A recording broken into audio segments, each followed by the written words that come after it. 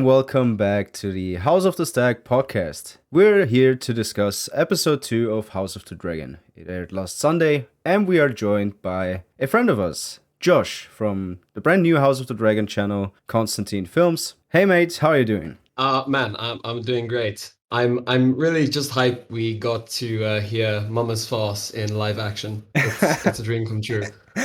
Yeah, I was losing my mind. This really feels like George, doesn't it? Like this, you can just tell that the man is involved now. Yeah, this episode they're like, how do we make House of the Stag happy? Yeah, it was the character episode. I really love the focus on the relationships in this episode, especially Daemon and Otto Hightower. The scene they had, the face-off, was amazing. Obviously, this was a slower episode, but that is exactly what I'm here for. We're gonna get to the battles, we're gonna get to all the good stuff, but I really love this season 2 King's Landing vibe. Yeah, there was some really nice like small details in this one that I think a lot of the sort of diehard fans will really appreciate. I rewatched it today, and something that I noticed is that I don't know how I missed it on the first time, but the cut on Viserys' finger is obviously the same one from the throne. And I guess that's quite literally, the throne is literally killing him. I think that's just such an interesting sort of theme to play with. It's almost like the throne is rejecting him, and it always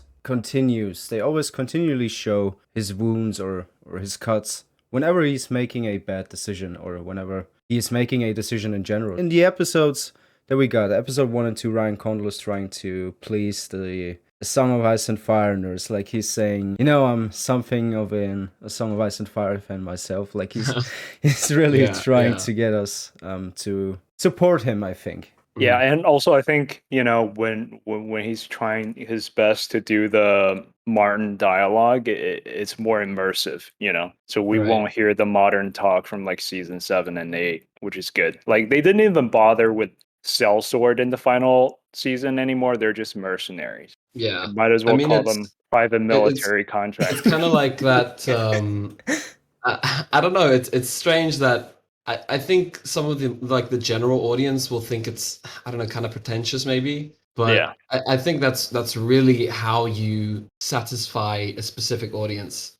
You can't ever please someone, right? Like the show, I've seen some people saying the show is like these first 2 episodes were too slow, but I really don't see how it can be any faster. And on top of that, I mean, the whole criticism with the last 2 seasons or the last 4 seasons really was that the pace just kept getting quicker and quicker, and now we're getting something that actually does take its time, and now people are complaining. So I don't know. I think it's strange. Also, they have to think about the pacing because A Song of Ice and Fire happens in like 3 years or so, whereas we're doing 2 decades over like 3 seasons. Yeah, there's no way they could do it any differently. I mean, I think it's a very sort of clever approach. We're not jumping, sort of in the middle of an episode. I think what the approach right now is sort of every episode is set in a specific year or jump. Like this one was 6 months, for example.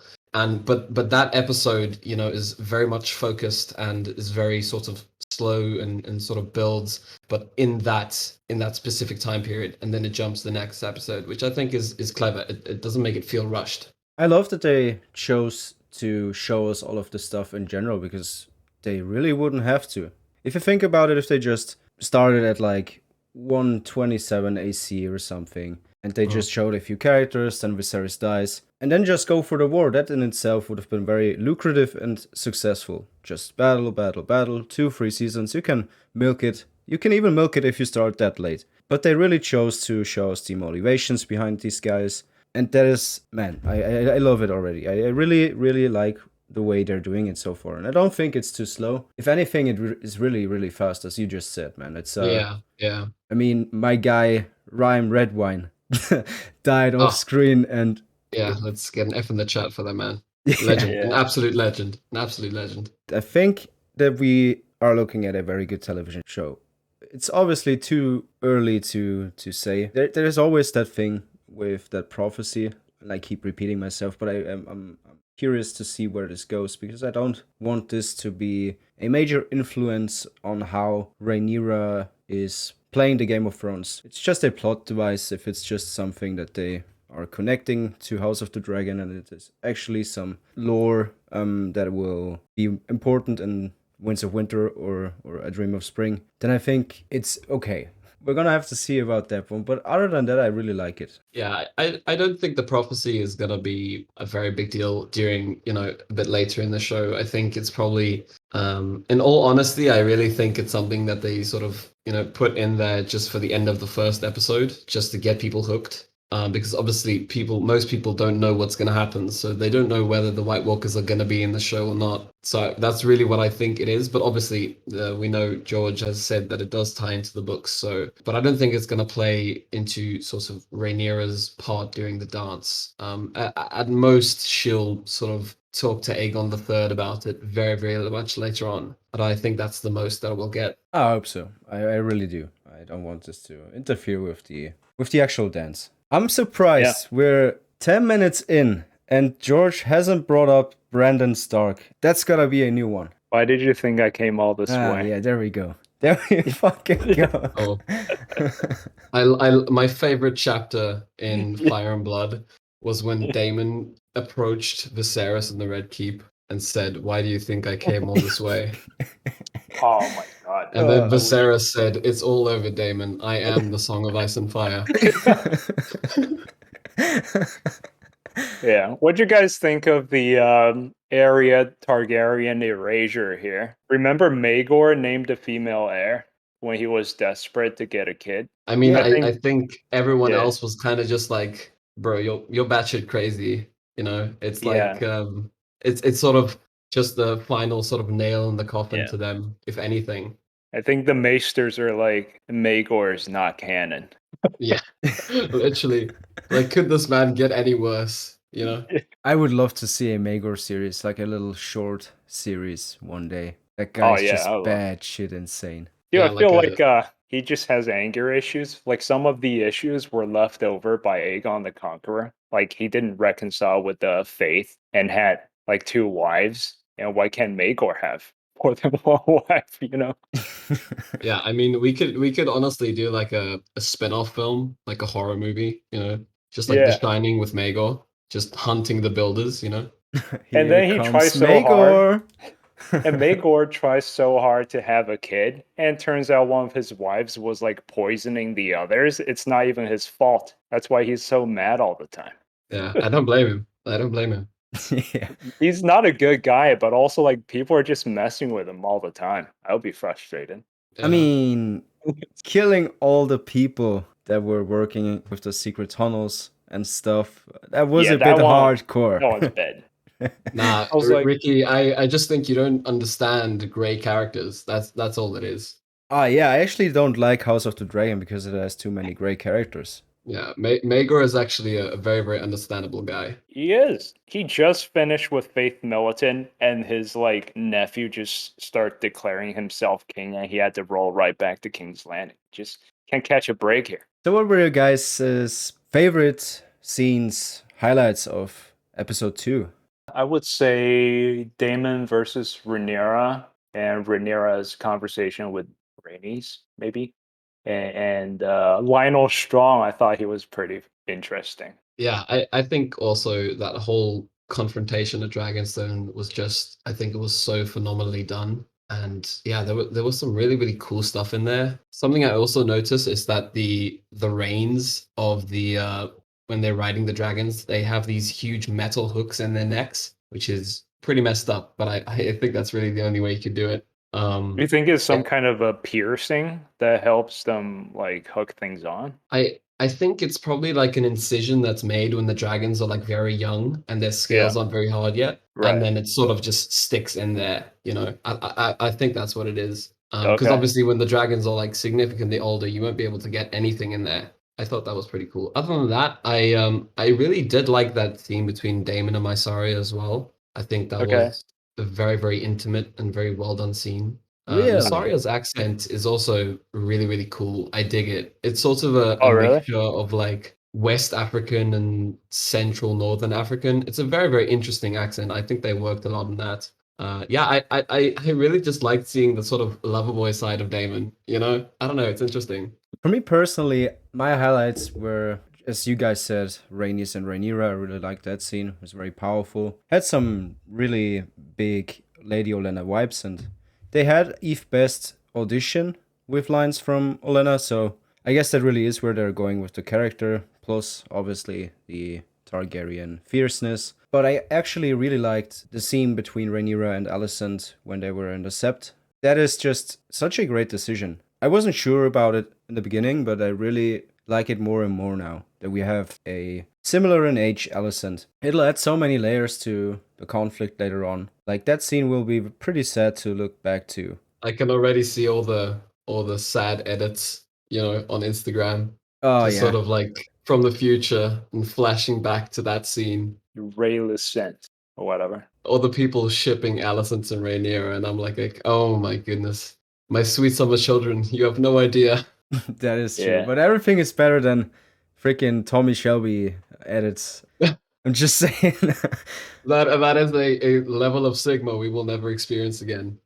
Yeah, shouldn't even be possible. But it is interesting that you mentioned Miss Arya. I'm not sure about her yet. I think out of the characters we got, she's the most generic one so far. But obviously, there's gonna be a development that needs to happen for her to become Lady Misery. So I think she might have a larger sort of role in the story in the show than it's implied in the books. I think her arc will be sort of in the beginning being a literal pawn, an object to Daemon. And then closer to the end of the story, we know she sort of splits off from Daemon, and she is then sort of more of an advisor to Rhaenyra in a way. I think that'll sort of be her arc, is growing into her own person. But yeah, we'll have to see sort of how that goes, because I mean, like you said, she's one of the more generic characters, and you can screw up pretty easily with her. yeah, we'll see. I mean, we still didn't even get the real challenger.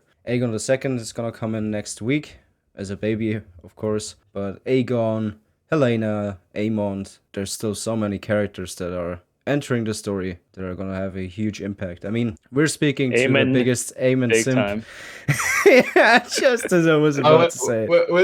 You're speaking to two here. I am also, I'm with George on this one. Yeah. Okay. I recognize he's terrible for the Targaryen dynasty, but dude's just cool. Of course. No, I mean, we like him in the same way that we like Daemon.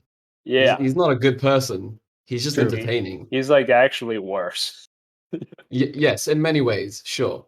Yeah. Because we're like, did the Maesters cause the extinction of dragons? No, it's Aemon. No, No.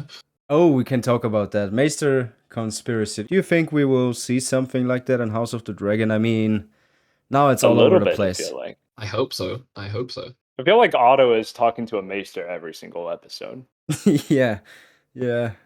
First one, he asked the Maester to send like a secret letter to Old Town, right? Yeah, that was episode 1. The little look Grandmaster Mellos gave him, I think he knows what he's doing with Alicent and Viserys. So he put up a front to make it look like he is actually pro-Velaryon marriage pact. Another thing that just came to mind while you were speaking about him, Mellos was also on Dragonstone with Otto. Yeah, what was that? why would he be there other than to be a first-hand witness for the Citadel? I mean, it's like, why would you possibly want to take a Grand Maester with you when you are very much expecting a skirmish, Who the fuck does he think he is? Yeah. We'll soon find out that Mellos is actually the wielder of Dawn in this adaptation. He just whips that shit out and starts clashing steel. Like in Game of Thrones with 2 Dawn boys.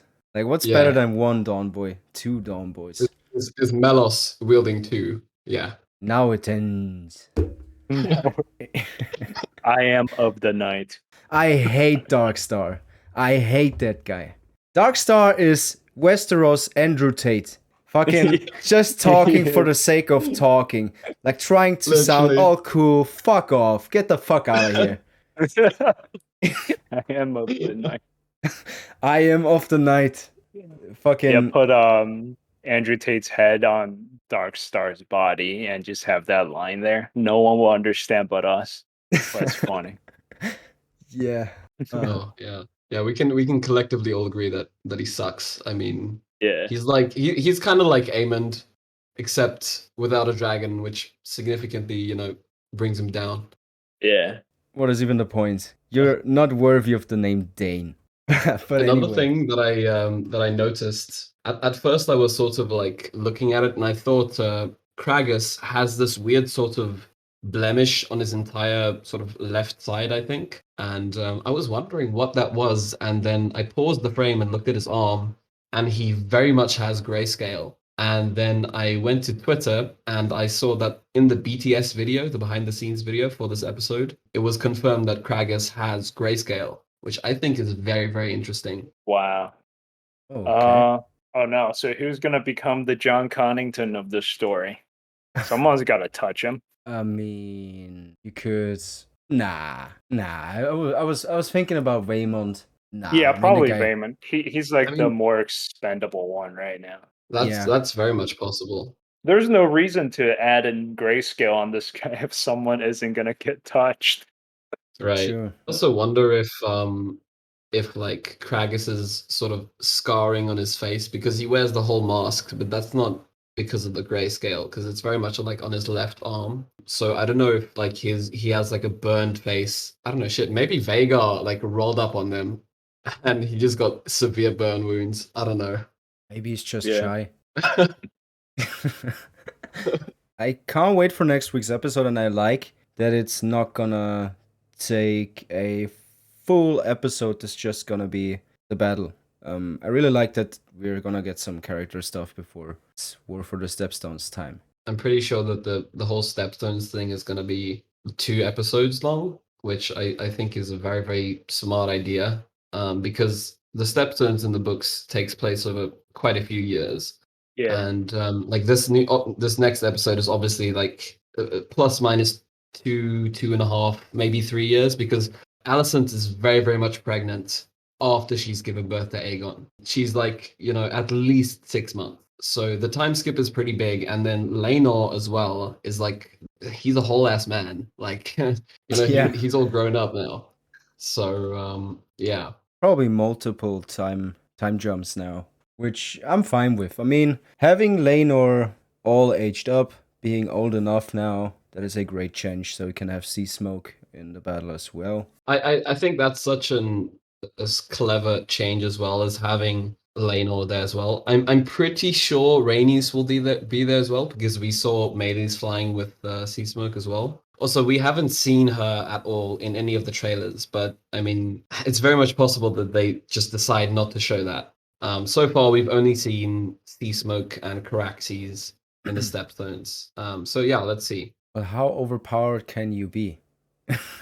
Just some pirates, man. Do you think the Dornish would show up to the Stepstones? Because they further explained Kristen's background, where he's presumably half Dornish, and he fought off the Dornish in the Dornish marches. I do hope we get some sort of Dawn action in the show. I mean, they're not really part of the dance, so Yeah. I mean, this is the only real possibility for us to get some Dawn.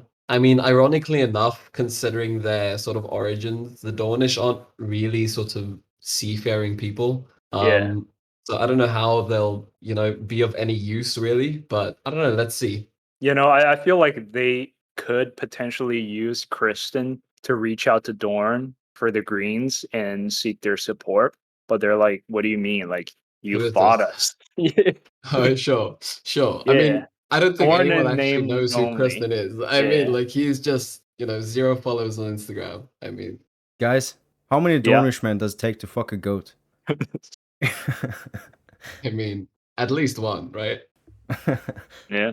What else do we have? We did get some dragons, certainly. More than the previous episode, actually. And it looked better Caraxes. Yeah, no, the CGI was really good. Looked way better. I think it'll vary up until the point where, Shipbreaker, Bay, Aemon dance. I mean, can you imagine a season 3 CGI budget for, what? Without spoiling anything? God. Yeah. Yeah. Yes. Yeah. Oh, man. That shit is going to be so fire. both literally and figuratively. I mean, it's like I think that is gonna be probably the biggest sort of moment of the entire show. Oh, You know, for sure. it is so over the top and just fucking cool. And I think also because of those two characters, I'm not gonna say the names for obvious reasons, but like I think it's sort of something that they could really expand upon in the show. You know, they could sort of build a rivalry there. So yeah, I'm definitely looking forward to that. Oh, 100%. I hope they say Nuncle. Oh yeah. Oh yeah. I bet for this particular scene, it's gonna be 100% faithful. Like, there's no way they're gonna change that for like bad pussy or something. Like, that is not gonna happen. I hope they put bad pussy in somewhere, just as entertainment for me. Yeah. Dude. I think it's also interesting with I don't know if you guys noticed, but like Caraxes, he sounds very, very different to a lot of the other dragons. Like he sounds like a dolphin. I don't really know how the dragon's anatomy works. I don't know where their like sort of vocal, you know, anatomy, how that works. But I think it's both due to him being deformed and him just having a stupidly long neck. That obviously that might like affect the pitch. You know, obviously if it sits like in their throat, is like the throat goat. You know, that man has like oh my god, big ass neck. So Caraxes the throat goat. Long neck Ari. Did I just say that? Oh my god. Yeah, you just did. Caraxes the throat goat. He's gonna hit Daemon with the 3000 vacuum cleaner Gog 500 combo, man. It's over. Oh god. I might have just started something here. Yeah. Yeah, I also think it was cute that on that absolutely horrifying scene between Viserys and Laena, that Laena was like just so like casually talking about Vhagar. I like it's a nice foreshadowing. I like it. Yeah, she's gonna be a badass for sure. I really hope we also, just talking about Laena, I really hope we see this is a minor spoiler, but I really hope we see Daemon and Laena sort of traveling the world together. I think that's some really, really nice sort of character building for Daemon, showing his more vulnerable side. Yeah. Yeah, a bit of Essos maybe. Sure. I mean, we won't be really seeing Essos much during the dance, so this is sort of our one chance to sort of explore the greater world. Well, let's see where this all goes. Josh, thank you so much for joining us, guys. Definitely go check out the brand new House of the Dragon channel, Constantine Films. It's linked down in the description below. Thank you guys for watching. Take care and see us later.